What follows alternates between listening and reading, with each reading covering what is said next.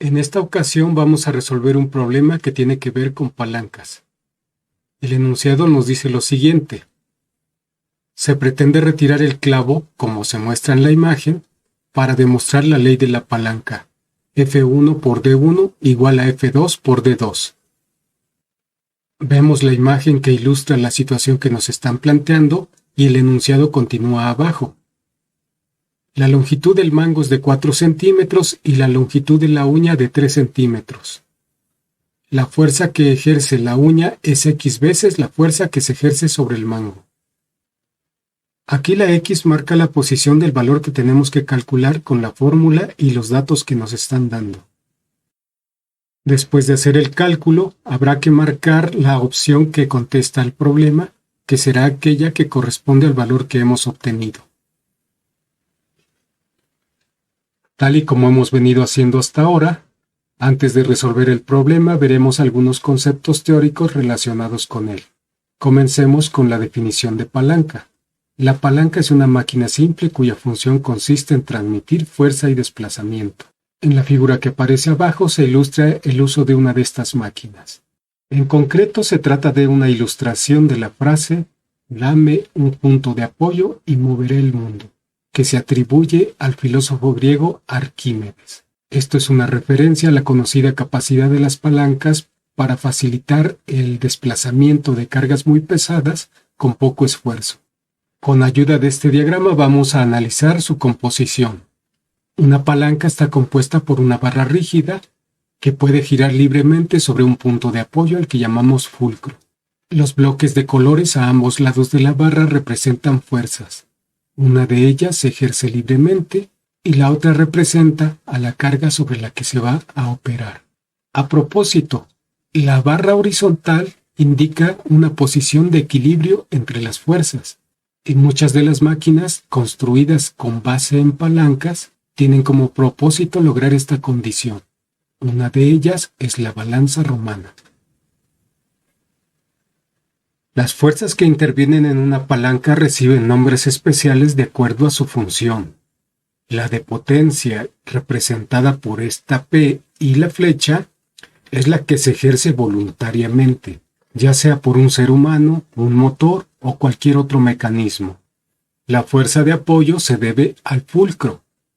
La de resistencia es la fuerza que hay que vencer y representa a la carga sobre la que se está actuando. La distancia que hay entre la fuerza de apoyo y la de potencia se llama brazo de potencia. La que hay entre la fuerza de apoyo y la de resistencia se llama brazo de resistencia. La expresión para la ley de la palanca es la que aparece aquí y nos dice que el producto de la fuerza de potencia por el brazo de palanca es igual al producto de la fuerza de resistencia por el brazo de resistencia. Esta es una ley que se cumple para cualquiera de las palancas. Con el repaso que hicimos ya tenemos más elementos para comprender mejor el problema. Nos dicen que debemos considerar la ley de la palanca como esta expresión. F1 por D1 es igual a F2 por D2. Es completamente equivalente a la que hemos estado manejando, aunque yo prefiero usar esta por el hecho de que los elementos de la fórmula están nombrados de acuerdo a su función. Se entiende del planteamiento que hay que considerar el martillo como una palanca en la que el brazo de potencia es el mango y el brazo de resistencia es la uña. El brazo de potencia, que es el mango, mide 4 centímetros. El brazo de resistencia, que es la uña, mide 3 centímetros. Para resolver el problema tenemos que calcular cuántas veces es más grande la fuerza que ejerce la uña que la fuerza que se ejerce sobre el mango. Eso traducido a nuestros términos, habría que calcular cuántas veces es más grande la fuerza de resistencia que la de potencia. Es decir, nuestra incógnita es la razón entre la fuerza de resistencia y la fuerza de potencia, tal y como aparece aquí. Teniendo esto claro, ya podemos comenzar con los cálculos. Sustituyendo los valores que conocemos en la expresión de la ley de la palanca, obtenemos esta expresión, donde los 4 centímetros nos representan al brazo de potencia y los 3 centímetros al brazo de resistencia. Estos 3 centímetros están multiplicando aquí, pueden pasar dividiendo al otro miembro. y la fuerza de potencia está multiplicando, puede pasar dividiendo. Haciendo lo indicado, obtenemos la siguiente expresión. 4 centímetros sobre 3 centímetros es igual a la fuerza de resistencia sobre la fuerza de potencia. Esta ya es la expresión que queremos calcular.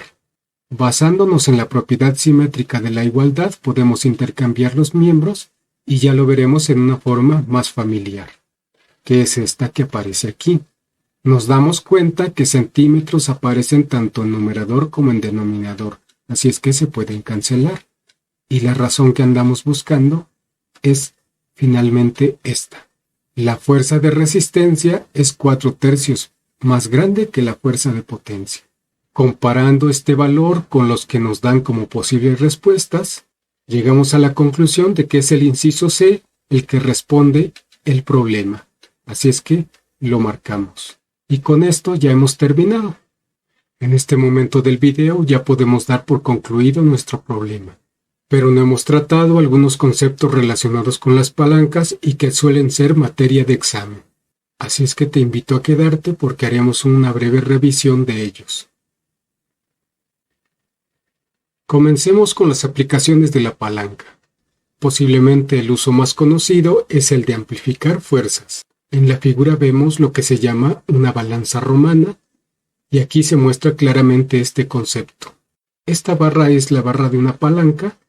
Aquí tendremos el fulcro, aquí está la resistencia y aquí está la fuerza de potencia. Como podemos darnos cuenta, con un peso pequeño podemos equilibrar un peso bastante grande. Y eso se debe a la diferencia entre los brazos. El brazo de potencia en este caso es mucho mayor que el brazo de resistencia. Otra aplicación muy importante de las palancas es lo que pudiéramos llamar transmisión de desplazamiento. En esta figura se observa cómo debido a la posición del fulcro, cuando hacemos una variación pequeña de ángulo en este extremo, obtenemos una variación grande en el otro extremo. Esta y otras características de las palancas son ampliamente utilizadas en mecanismos tan complejos como las grúas torre, como aquella que mostramos aquí. Se trata de máquinas muy complejas. Lo que vemos aquí en la figura es una vista muy simplificada. Sus partes principales son la torre o mástil, este brazo largo que se llama flecha o pluma y este brazo corto que se llama contraflecha. Se utilizan principalmente en obras de construcción y su función principal es elevar y distribuir las cargas a cualquier parte de la obra en donde éstas sean necesarias. La carga útil se eleva con este gancho y puede ser movida a lo largo de la flecha por medio de motores. Para evitar que la grúa se vuelque, en esta área de la contraflecha se colocan contrapesos que equilibran la carga. Este conjunto de contraflecha y flecha pueden girar sobre un eje vertical, aumentando la versatilidad de la grúa. Simplificando mucho, podríamos considerar que el conjunto flecha, contraflecha y mástil forman una gran palanca, en donde el mástil sería su fulcro, la contraflecha sería el brazo de potencia y la flecha el brazo de resistencia. Analizando cómo funciona esta idealizada palanca, su función principal no sería la de amplificar fuerzas, dado que para equilibrar la carga a la longitud total de la flecha se tienen que usar contrapesos mucho mayores que la carga útil. Eso debido a que la contraflecha es mucho más corta que la pluma.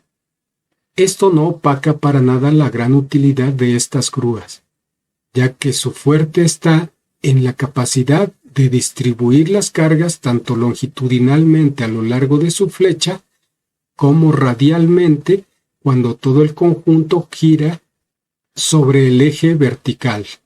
Una tercera aplicación muy importante de las palancas es para variar velocidad, ya sea aumentarla o disminuirla. Como ejemplo de esto tenemos este conjunto de engranes. Los engranes pueden ser vistos como un conjunto de palancas. Cada diente se podría considerar una palanca. Si suponemos que en este conjunto de engranes el pequeño es el que genera el movimiento, en ese caso todo el conjunto se considera un reductor de velocidad.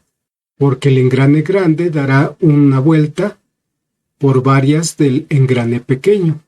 Si al contrario consideramos que el engrane motriz es el grande, entonces todo el conjunto será un amplificador de velocidad, ya que por una vuelta del engrane grande tendríamos varias vueltas del engrane pequeño. Se utilizan los tres engranes porque en el segundo ocurre una inversión de la dirección del movimiento, y es hasta el tercero en donde el movimiento vuelve a tener la misma dirección que el primero. Las palancas se clasifican por grados, y hay 3. A estos grados también se les pueden llamar clases.